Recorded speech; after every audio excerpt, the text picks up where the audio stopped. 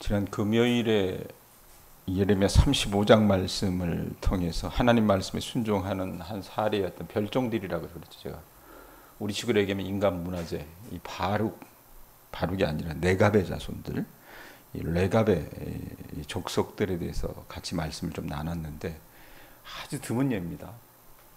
그러나 없었던 건 아니었어요. 이 레갑 족속들과 그 족속들과 대비되는 유다 백성의 실체를 35장 말씀을 통해서 봤습니다. 자, 그런데 이 예가 평범한 이스라엘 개인이 아니라 다윗의 자손인 왕이라고 하는 점에 여러분 주목을 하셔야 될 필요가 있어요. 하나님께서 왕을 세우시는 건 뭐냐면 이 왕은요 그냥 모든 백성들을 통치하고 그들 앞에서 군림하라고 왕을 세우는 게 아닙니다. 그러니까 순종하는 사람의 본보기가 되라고, 그 본보기가 되라고 하나님께서 왕을 세워주신 것인데, 이 왕들이 어떻게 해요? 다윗 왕의 자손들이 그 어떤 소임을 하지 못했다는 얘기입니다. 그랬기 때문에 다윗 가문에 임할 하나님의 진노와 심판은요 마땅히 내려질 수밖에 없었던 겁니다. 자, 오늘 36장 1절 한번 보세요. 1절 2절 보면 어떤 일이 있습니까? 눈이 따라가 보세요. 유다의 요시야 왕의 아들 여호야김 제4년에 여호와께로부터 예레미야에게 말씀이 임하니라. 이르시되 너는 두루마리 책을 가져다가 내가 내게 말하던 날 곧 요시야의 날부터 오늘까지 이스라엘과 유다와 모든 나라에 대하여 내가 내게 일러준 모든 말을 거기에 기록하라. 이랬습니다. 이 예레미야서 말씀이 연대기를 이렇게 써는 게 아니에요.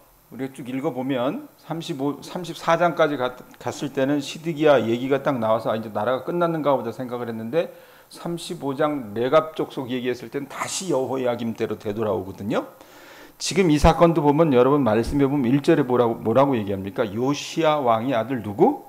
여호야김 제4년에 여호야김이 왕으로 통치하던 제4년에 어떤 그 사건으로 거슬러 올라갑니다. 자, 이때 예레미야의 신세는 어떤 신세였냐면 감옥에 갇혀 있었어요. 그때 당시로 이제 얘기하면 요즘으로 얘기하면 사상범이에요. 예레미야 자꾸 바른 소리 하니까요. 그러다가 나라 망한다. 하나님 앞에 회개하고 돌아와라. 그러니까 이게 싫은 거예요. 왕들은 감옥에 쳐놨다고 말입니다. 그런데 이렇게 감옥에 투옥되어 있던 예레미야에게 하나님께서 말씀하신 거예요. 뭐라고요? 이제껏 너에게 내가 너를 통해서 전했던 이 여호와의 모든 말씀을 두루마리에 기록하라 그런 거예요. 이제껏 그럼 어느 정도냐? 23년 동안 이 예레미야가 하나님의 이 말씀을 전했던, 지금 이 여호야김 제4년까지 한 23년 동안 말씀을 전했던 거예요. 그걸 두루마리에 기록하라 그랬어요. 자, 하나님이 그 두루마리에 그 말씀을 기록하라고 명령하신 이유는 딱 한 가지입니다. 어디에 나오냐면 3절 보세요. 3절 보면 이 유다 가문을 그 악한 길에서 돌이키시기 위해서 하나님께서 이 말씀을 기록하라고 하신 거예요. 그들이 그 말씀을 읽고 그 말씀을 듣고 돌이킬 때 이제껏 그들의 악과 죄를 하나님께서 용서해 주실 것이라고 3절에 분명히 말씀을 해요. 자, 이렇게 말씀을 기록하고 선포하는 것은 그 말씀을 들은 사람들로 하여금 그 잘못된 길을 가는 것을 돌이켜서 하나님의 은혜와 용서를 경험케 하기 위함이고, 하나님의 말씀이 확고하다는 것을 드러내기 위해서 하나님께서 예레미야를 통해서 또 실물교훈을 해주시는 거라고 말입니다. 자, 그런데 과연 이 왕과 백성은 하나님의 뜻을 깨달을 수 있었을까? 또 다윗의 후손인 이 정말 못돼 먹은 왕이라 그랬잖아요. 뭐 시드기야가 여호야김보다는 좀 낫다 그랬어요. 근데 여호야김 아주 못돼 먹은 왕이었는데 이 못돼 먹은 이 여호야김 왕이 이 뜻을 깨달았을까? 이건 아마 이제 내일 우리가 이어진 본문에서 좀 보면 아실 수 있을 것 같습니다. 자, 명령을 받았잖아요. 어떤 명령 받았어요, 백권사님? 하나님께서 예레미야에게 이제껏 23년 동안 네가 나를 통해서 들려줬던 그 모든 말씀을 선포했던 것을 기록을 하라 그랬죠. 그래서 기록을 해야 되는데 자기 감옥에 있잖아요. 그래서 자기의 오랜 친구이자 개인적으로 고용했던 이 서기관 바룩이라고 하는 사람. 오늘 말씀에 보면 바룩이 나오죠. 벼룩이 아니에요. 바룩이에요. 바룩. 아셨어요? 바룩을 불러들여서 자기가 23년 동안 하나님께 들은 그 말씀을 불러주면서 기록하게 했습니다. 옥에 갇힌 자신을 대신해서 바르게 그 두루마리에 적힌 하나님의 말씀을 그리고 백성 앞에서 낭독하라고 예레미야가 전달을 해요. 그러고 나서 바룩이 어때요? 그 말씀을 듣고 그대로 행합니다. 그래가지고 이 백성의 귀에 하나님의 말씀을 들린 날이 어느 때냐면 9절 보세요. 9절 보면 뭐라고 얘기합니까? 유다의 요시야 왕의 아들 여호야김 제 몇 년? 5년 9월에 이렇게 나와 있죠. 그러니까 한 1년 이상이 걸렸다는 얘기입니다. 5년 9월에 예루살렘 모든 백성과 유다 성읍들에서 예루살렘에 이른 모든 백성이 여호와 앞에서 금식을 선포했다 그랬는데 왜 금식을 선포했겠어요? 이 금식을 선포한 그날에 바룩을 통해서 하나님께서 이제껏 예레미야에게 선포했던 말씀을 들려주시게 하십니다. 자, 근데 왜 금식을 선포했느냐? 나라가요, 비상 상황이었던 거예요. 어떤 비상 상황이었냐면, 이 바룩이 예레미야를 통해서 들려줬던 하나님의 말씀을 다 작성하고 나서 얼마 있다가, 자, 유다가 망할 때는 어떤 나라가 이 근동아시아를 제패하고 있었다 그랬어요? 바벨론이라 그랬죠. 바벨론의 여러분 대표적인 왕이 누굽니까? 느부갓네살 왕이에요. 이 느부갓네살 왕이 이 예루살렘에서 멀지 않은 이방 땅인 블레셋을 침공해서 아스글론이라고 하는 이 블레셋 땅을요 폐허로 만들었습니다. 이 블레셋이 유다에서 멀지 않았기 때문에 유다 백성은요 그 전쟁의 이야기를 듣게 되잖아요. 아, 이놈들이 이 바벨론이라고 하는 이 군대가 이전에 북이스라엘을 멸망시켰던 아수르하고는 상대가 안 돼. 더 강력하단다. 그러니까 이제 곧 그 거리에서 멀지 않은 자기들의 나라를 침공할 게 뻔한 일이었어요. 여러분, 사람들이 위기에 닥치면 어떻게 해요? 남의 주권사님? 우리가 여러분 갑자기 사고를 당하거나 예기치 않은 어떤 일들에 맞닥뜨리면 어떻습니까? 다급해지죠. 다급해지면 신앙을 갖고 있는 사람들이 하는 일이 뭡니까? 하나님 앞에 가서 엎드리는 거잖아요. 이 사람들, 유대인들은 여러분 우리보다 종교성이 훨씬 많은 사람들이었어요. 그랬기 때문에 지금 바벨론이 자기 주변에 블레셋을 점령을 하고 그 땅을 완전히 쑥대밭으로 만들었다는 얘기를 듣고 나니까 야, 이거 우리도 망하겠구나 생각을 해서 그 백성들이 금식일을 선포하고 성전에 모여서 하나님께 기도를 드리기로 작정을 했던 거예요. 여러분, 금식은 역대 이래로 위기 앞에서 살기를 도모해야 하는 현실적인 문제에 그 백성들이 직면했을 때 하나님만이 그 백성의 살 길이요 생명이라고 하는 것을 선언하는 의식이 금식이었어요.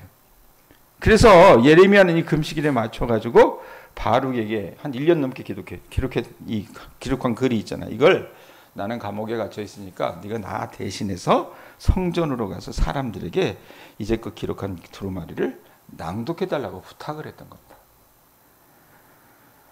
자, 그래서 두루마리의 말씀이 처음에는 성전에 있는 사반의 아들 그마랴의 어떤 방에서 거기 모인 모든 백성들을 향해 낭독이 됩니다. 그리고 그마랴의 아들, 여기 보면 막 이상한 이름들이 막 나와요. 익숙치 않은 이름이냐. 거기서 누구만 기억하시면 되냐면 미가야라고 하는 사람을 기억하시면 됩니다. 그마랴의 아들 미가야.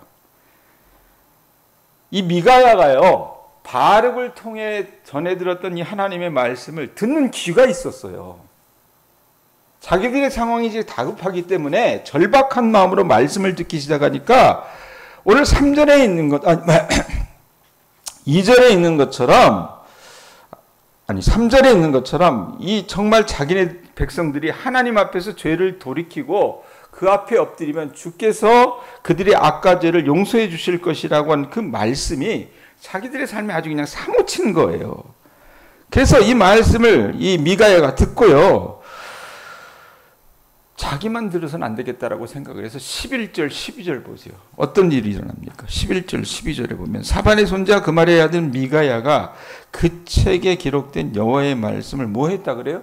다 듣고 그 다음에 행동이 옵니다. 12절 보세요. 왕궁에 내려가서 서기관의 방에 들어가니 모든 고관, 곧 서기관 누구 모든 고관이 거기에 앉아 있는지라 이렇게 나와 있죠.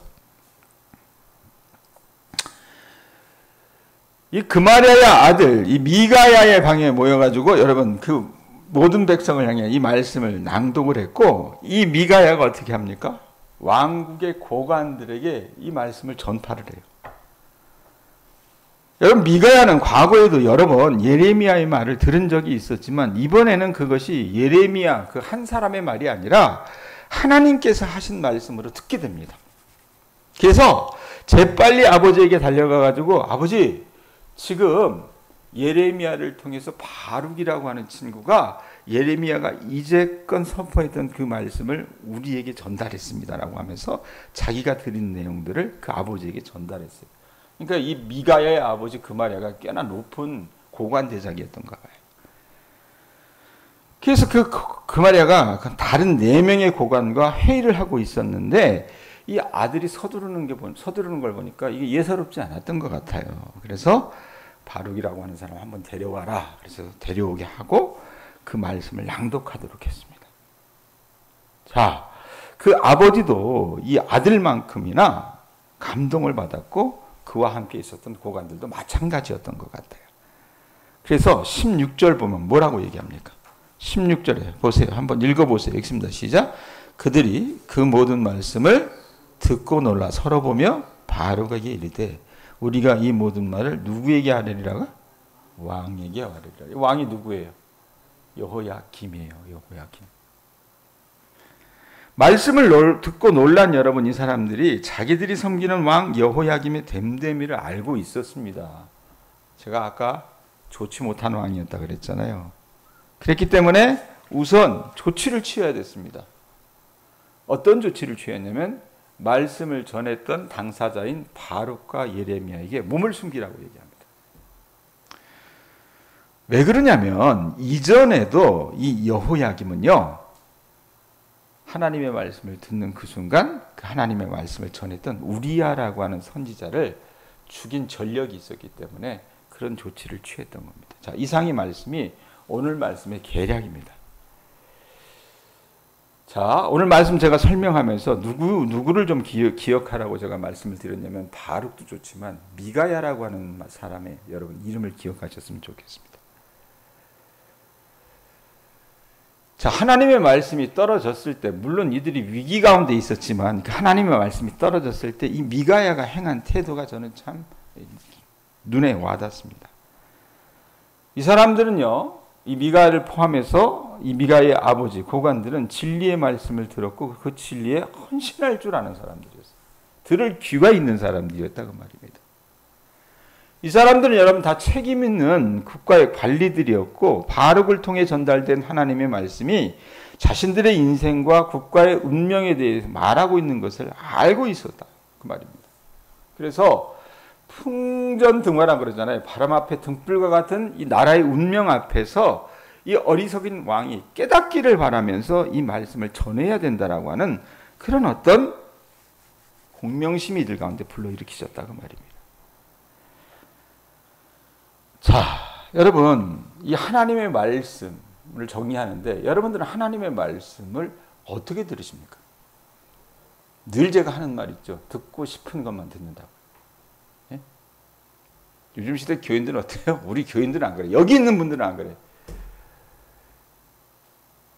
자기가 듣기 싫은, 예를 들면 설교를 한다. 그러니까 제가 언젠가도 설교했지만 메시지를, 영어 써서 미안한데 메시지, 하나님의 말씀을 들어야 돼요. 예? 그런데 교회 와서 교인들이 뭐 하기를 원하는 줄 아세요? 마사지 받기를 원해. 메시지가 아니라. 자기 마음에 맞는 얘기를 하면 아멘이라고 얘기를 하고. 자기가 꼭 들어야 될 하나님의 말씀.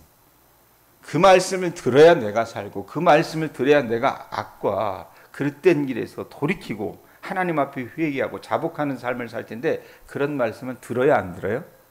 기분 나빠요. 이건 여러분 굉장히 좋지 않은 현상입니다. 자, 남유다가 여러분 풍전등화의 일로에 있을 때 미가야를 포함한 그의 아버지 그마랴 몇몇의 사람들은 듣는 귀가 있었습니다. 여러분들이 새벽마다 나와서 이 부족한 사람을 통해서 전해지는 하나님의 말씀, 최 목사의 이야기가 아니라 하나님의 말씀을 듣는 귀를 달라고 기도하실 수 있기를 바랍니다. 성경 말씀 들으니까 다 똑같은 거 아니겠어? 이런 생각하지 마시고요. 우리가 정말 하나님의 말씀에 귀를 기울이면 나에게 하시는 말씀이 있다고 말입니다. 그럼 그 말씀을 듣고 어떻게 해요? 아멘으로 받아들이고, 우리 주변에 누군가 죽어가는 이가 있다면 그 말씀을 미가야처럼 전할 줄 아는 사람이 돼야 된다고 말입니다. 자, 그런데 그렇지 않으면 어떻게 돼요? 망하는 겁니다. 누구처럼? 여호야김처럼 망하는 거라고 말입니다. 왜 이 여호야김이 귀가 멀었냐면, 예레미야는요, 그 당대 한 40여 년 동안 당신들 이 모양 이 꼴로 살다간 망한다. 나라 망하고 당신들도 죽고 자손도 볼 수 없을 거고 아주 이 땅이 기근으로 전염병으로 전쟁으로 가득하게 될 것이라고 말씀을 전했는데, 그렇게 전한, 여러분, 말씀을 전한 메신저는요, 예레미야가 거의 유일했고, 대부분의 선지자라고 하는 사람들, 목회자라고 하는 사람들은 이 여호야김 앞에서 뭐라고 얘기를 했냐면, 나라가 망하는 그 순간까지도 어떻게 했습니까? 그럴 일 없다 그랬습니다. 평안하다, 평안하다, 평안하다. 전쟁 그런 거 없어. 기근 그런 거 없어.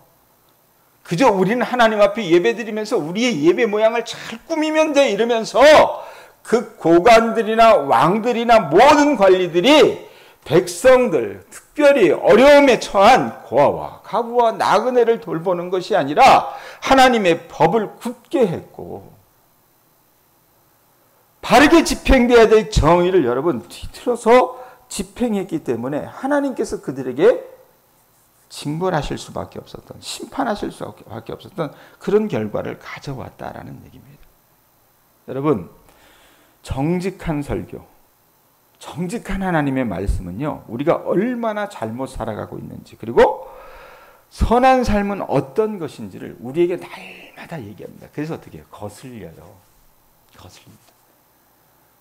자꾸 이런 말해서 뭐한데, 우리 말에 그런 말이 있잖아요. 양약은, 좋은 약은 입에 어떻대요? 달아야 써요. 쓰죠. 그러나 몸에는 어떻다고 얘기합니까? 좋다 그러잖아요. 하나님의 말씀도 마찬가지입니다. 아셨어요? 여러분, 고통이 없는 깨달음은 없습니다. 하지만 여러분, 우리가 말씀을 통해서 들려주는 그 고통을 내가 감내하고 수용하고 견디면 그것은요, 우리를 망가뜨리고 우리를 불구의 몸으로 만드는 것이 아니라 반드시 우리를 정결하게 하고 회복하게 한다는 것을 여러분들이 하실 수 있기를 바랍니다. 하셨어요? 그래서 미가야와 같은, 이 미가야의 아버지 그마랴와 같은 그런 귀를 주님에게 듣게 해달라고, 갖게 해달라고, 그리고 그 하나님의 말씀을 듣고 놀라서 이 하나님의 말씀대로 살아가실 수 있고, 그 말씀을 주변에 믿는 사람들에게 전파하실 수 있는 주님의 자녀들 되실 수 있기를 바랍니다. 기도하겠습니다.